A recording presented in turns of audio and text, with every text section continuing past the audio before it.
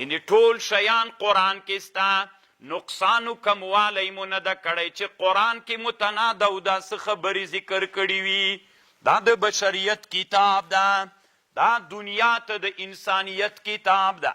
ما فرطنا فی الکتاب طالبان ورونو تاسې اوس یوه خبره در سره واورئ چې الله عز وجل څومره ښه خبر کوي دلته ټولنه کې علما دي علما په ټولنه کې داسې وایي وی چا ویلي چې کیمیا په قرآن کې سته چا ویلي چې فیزیک قرآن کې سته چا ویلي چې علم د لیمیا قرآن کې سته چا ویلي چې فلان و فلان علم قرآن کې سته وی دا کم ملیان چې وایي وی دا ټول دیموکراسان مولیان دي نوي راوتلی دي وی له ځان نه وایي قرآن کې تناده او دا څه د منځه خبرې دي اوس طالبان ورته متوجه سئ دا خو به طالبانو دیموکرات نه وي دا سړی نه ورته غوږ شه قرآن کې الله څه وایي ما فرطنا فی الکتاب مونږ تفریط نه ده کړی نقصان مو نه ده کړی کموالی مو نه ده کړی په کتاب کې له یو شي نه ټول شیان مو د قرآن کې راوړي دي ثم الى ربهم یحشرون بیا به دوی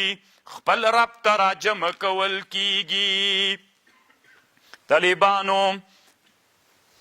علامه شهاب الدین آلوسی رحمه الله نقل کوي عبدالله ابن عباس وی لو ضاع لی عقال بعیر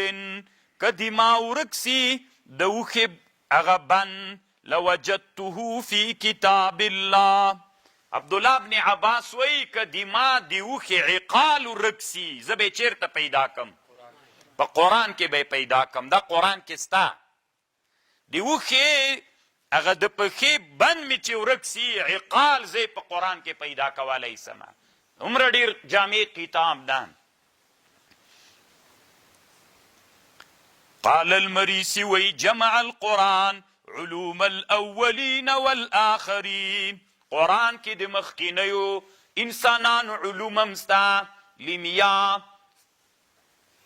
د ارسطو د پلاتون د پخوانیو انبیاو ټول علوم قرآن کې ستا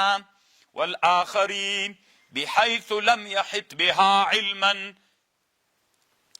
دی وی روح المانی وی طالبانو وقد سمعت من بعضهم والعهدة علی روح المانی وی مال یو چا نوریدلی دی که دروغ وی هغه په ده باندې څنګه نقل کړي دي ان شیخ الاکبر محی الدین ابن العربی قدس الله سره وقع یوما عن حمار ویل خرنه راو غورځېده چې خرنه راو غورځېده ابن عربی وی ویلې چې لږ موږ زر ورغلو چې پښه زوبله وه طالبانو موږ ورمنډې کړلې چې راپورته یې کړو وی ما ته ویلې امهلوني موږ ته ویلې لږ مهلت راکړئ لږ مې پرېږدئ پرې مو خو د یو څه زمانه بیا پس ته ویلې در پورته مې کوي راپورته مو که ورته مې ویلې ولې دې دومره وخت ونیو وی ویلې راجعت کتاب الله ما رجوع کتاب د الله ته وکړله فوجدت خبر هذه الحادثه دا مې چې قرآن کې ولید په صورت فاتحې کې دا موجود و چې موجود و او بس بیرته چې دا زه غورځېدلی یم له خرې نه پښه مې ماته وه یورې قرآن ته لاړم په صورت فاتحې کې مې پیدا کړه او بیرته راغللم نو روح المانی وی وهذا امر لا تصل عقولنا دا نس یو خبر ده چې موږ عقلونه په صورت فاتحه کې دا چېرته شته د کوپر غږوي که څه وایې نو طالبانو پرونی خبر خو مو واورېدله دومره ډېرې خبرې دي د دنیا کې تاسې په څه شي باندې وخت تېر کړئ ورته متوجه اوسئ وروسته بیا پرې غږېږو طالبانو ورونو یو تاریخ ده وفیات الاعیان ورته وایي اصل کې د دې تاریخ نوم ابن خلقان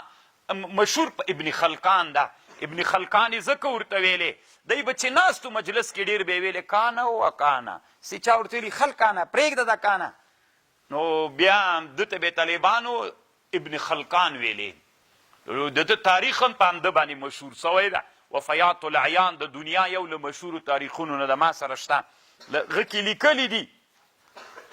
وی کله چې فتح د بیت المقدس کله وی چې حلب فتح سو مدینه حلب په دمشق کې په شام کې 19 د څپرې د میاشتې و 1509 کال د هجرت الله عز وجل فتح د حلب راوسته د علامه صلاح الدین ایوبی رحمه الله په واسطه باندې. دلته یو عالم قاضي محی الدین ابن زکی الدین نومیده الدمشقی فقی شافعی د طالبانو یو شعر ویلی دته قصیدة البائیه وایي. د شعر کې یوه خبره وکړه تنا څوک فتح سو حلب لا بیت المقدس نو فتح سوی. شعر ویلی وفتحك قلعة الشهباء في الصفر مبشرا بفتح القدس في الرجب. وی دا فتح د حلب کې تا هغه قلعه شهباء په صفره کې فتح کړه، خدا زیری ده چې فتح د بیت المقدس به په رجب کې راځي. رښتیا طالبانو بیا په رجب کې فتح د هغه راغله څه ورته وي؟ نو چا ورته ویلي چې دا دې له کومه کوي دا مې د قرآن نه راواخیست. وی څنګه دې قرآن نه راواخیست؟ و یو عالم تفسیر جوړ کړی علامه ابن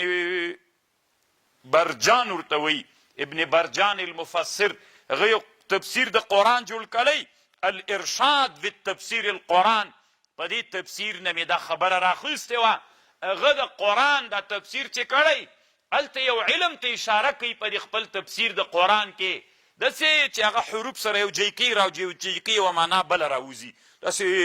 نوې خبرې راوځي. یعنې په کائناتو په راتلونکې حوادثې چې په زمانه کې پیښیږي د دغه علم په واسطه باندې هغه راوځي. دا فتح کېږي، دا نه فتح کېږي، دا داسې کېږي، دا هغسې کېږي. دا طالبانو ورونو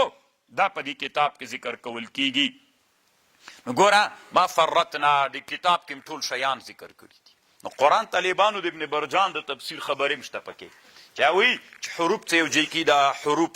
اعداد یو ځای کي دي په مستقبل زمانه کې چې څه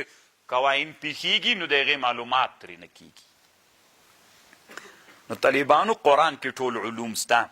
قرآن یو جامع کتاب ده او قرآن کې الله عز وجل ډېرو علومو ته اشاره کړې ده.